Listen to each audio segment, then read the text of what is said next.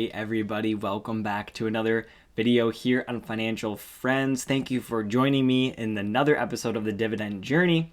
And before we even get this video started, real quick, if you could do it, I would greatly appreciate if you could smash that like button down below for the YouTube algorithm. Just go ahead and hit it. If you enjoy this, if you enjoy me, just hit that like button real quick. Helps out the channel a lot, helps push this video to more people, which means we can help educate and help spread more financial literacy, which is really the whole point of Financial Friends. So go ahead and hit that like button down below real quick, and let's get into the video. So today we're going to be talking about, clearly what you could tell this whole video is about from the thumbnail and the title, is Apple. We're going to be talking about Apple stock, why I like Apple stock, why Apple stock is in a dividend portfolio when it really doesn't pay that large of a dividend, and why I love Apple. So without further ado, we did go ahead and purchase some SCHD this week. We also received a dividend from Johnson & Johnson. These were things that I attempted to record in the first iteration of this video and decided that the video was not meant for YouTube. It was just not up to the standard. So this is the second time filming this video. So we already updated those statistics. I did go ahead and revert the Apple statistics so that we can update it now. So let's go ahead and do that. We now are up to 2.89 shares. And as you can see, it'll probably auto-populate. 157.06 is going to be our average price. And we can save that, and that will bump our dividend or our annual income up to $10.82, ever growing and forever will continue to grow. So that bumps Apple itself's annual income up 5 cents off a $10 purchase to 25 cents a year. Why? It has a 0.57% dividend yield compared to a 1.41, 2.48, two that are over 4, nearly a 3% dividend yield, and then 1.13 of waste management. Why exactly are we investing in a company that doesn't pay that large of a dividend? What is the purpose if we're trying to build passive income? Well, first, let's take a look at the payout calendar. We can see that Apple's going to be paying us a measly 6 cents 4 times a year. Okay, so it's not the largest. What it does do is it does provide some annual income or some income coming in here in these off months. So that can be one thing. I think that we talked about that in a previous video. Maybe I'll link it up here if I can find it. But it's important to consistently kind of have that money coming in if you're looking to build income for the future. Now, granted, you could sell off stocks and purchase stocks that pay off, throughout all 12 months when that time comes. However, if you were looking to build a portfolio where you do get paid every single month from different positions, it might be important to you that Apple pays out on this specific schedule. However, that's not the reason. Even though it has the lowest yield in the portfolio, it does a couple of things. It provides tech exposure to the portfolio. Other than the ETFs, we don't have much tech exposure. As you can see, there's no tech stocks in here. Apple is the only position that does that. Now, Microsoft, IBM, we talked about these a while back in the dividend journey. A few of these positions might be beneficial for us. However, I never pulled the trigger and I'm not looking back. I like Apple. It has the highest dividend grade in the whole portfolio at 87. They've consistently paid a dividend now for what? A good chunk of time. It says here 10 plus years. However, we can go to other sources and see the exact statistics. I'm not 100% sure what it is, but they've paid a dividend. And realistically, I'm not worried about that dividend. Why am I not worried? Well, they pay out less than 15% of the available cash to pay out. So this means they're buying back shares, reinvesting in the company, and growing their share price through, again, buying back shares and producing good products and selling a lot of them. They have the largest market cap of all the stocks and had hit $3 trillion at one point, which is absolutely bonkers. They can pay off any short-term debts that they may owe. Their current ratio has been higher than this at points. They have a good margin. They're not insanely overvalued. There's a lot of things to like about Apple.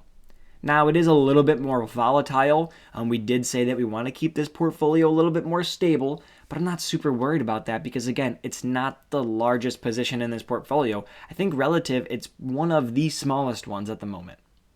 So I'm not worried about it in terms of the portfolio. Now, as you can see, they have been consistently paying dividends, consistently raising these dividends. And again, I'm not worried because they're not even paying out barely any of their cash. In the dividend world, and I've talked about before, 60 to 70% is that number thrown around for payout ratio. They're at less than 15%. If we view this detailed breakdown again, you can get a lot more of this information and access and such. If you do sign up for the dividend tracker, the link is down below. Go ahead and check it out. It does support me, so I appreciate that. But it's a good product. And there's also a new community feature, which I am on. So if you want to join a Discord and kind of chat up with me about dividends, I am within that community. I also have my own Patreon where you can get access to a Discord as well. I released This Week in Finance a little bit early there if that's something that you're interested in gaining access to as well. And again, it supports me and my mission, so I greatly appreciate it. But here you can see their free cash flow dividend, or their free cash flow payout ratio rather, 12.47%.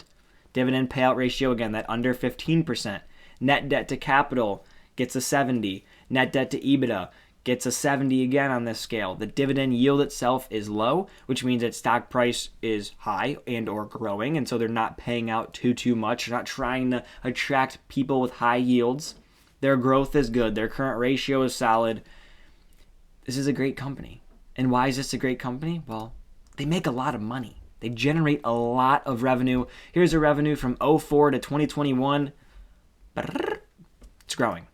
Obviously, Apple is a company continuing to expand. They now have their own chips. This could potentially help better insulate them from supply chain issues and relying on other businesses. This is important. They're also creating better products as a result of their proprietary, their own hardware that can now better run their software. It makes their products better. People are excited about this. I did a school project actually on how Apple has this cult-like following that will buy anything that the company produces. I mean, let's be real. They made a $30 microfiber cloth and people ate that up. They have a $100 wheel. You have to get all four, obviously, that go on the bottom of your Mac Pro. It's $400. But they had tech YouTubers making whole videos on their wheels. This company is the master of creating premium products that people will eat up like it's literally the best chocolate in the world, and they don't care what price it is, they will eat it up. Another very important thing that I started to touch on before I had to refilm this video, the shares outstanding. They're buying back these shares and fast, and I mean, look at this. Look at this buyback. Kind of, around this 2012, 2013, they decided to boom, quarterly, knock these down, knock this down. What this does, and it's very important, it increases the amount of the company that you technically own. I made some posts about this recently. I'm on Instagram. If you don't follow that, it's back here. Instagram, TikTok. I talk about it all on these different social medias. Apple is a business.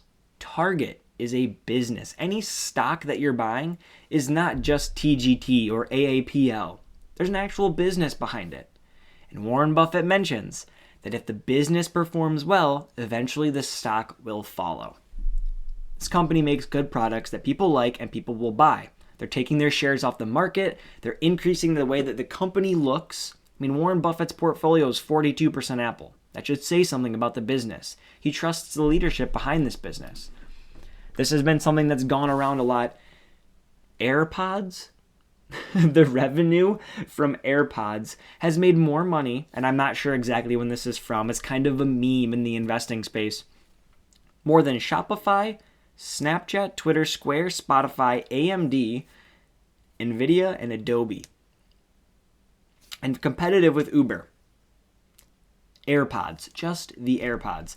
Here's the wireless headphone space. You have some big companies in here. Jaybird, Sony, Beats, which is, of course, owned by Apple, Bose. Look at what AirPods did. It's a massive product, and it's just one product.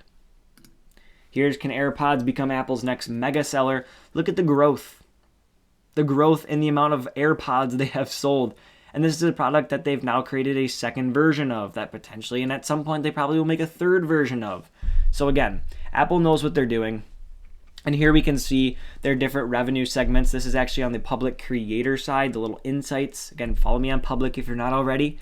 But we're going to focus on this 2021 year because obviously 2022 is not over, and this was 2020 itself. We don't want to look at this year. We'll look at last year. The iPhone makes up a very large portion of its business, but almost, it looks like about half, I'm not going to do the math here, is made up of iPad sales, Mac sales, and other services, which again I think is a massively underrated aspect of Apple moving forward. They're building and continuing to expand their in-home software and ecosystem. They have news, they have, what else am I looking for? Apple Music. They have our Apple Arcade, they have Apple Fitness. So it's not just these, fixed products that they have a cost to produce. They're also producing software, things they only have to make one time that everybody can kind of jump on. I mean, I use Apple Music. I also have Apple TV. That's another big one. I mean, they have a lot of different products. You click into Mac, you have a ton of products. Click into iPad, a ton of different products. Click into iPhone, a ton of different products, right? So they're not just linear. They're not solely based on iPhone sales. They're not solely based on Apple Watch sales. They're not solely based on iPad or AirPod or Mac or any one product's success.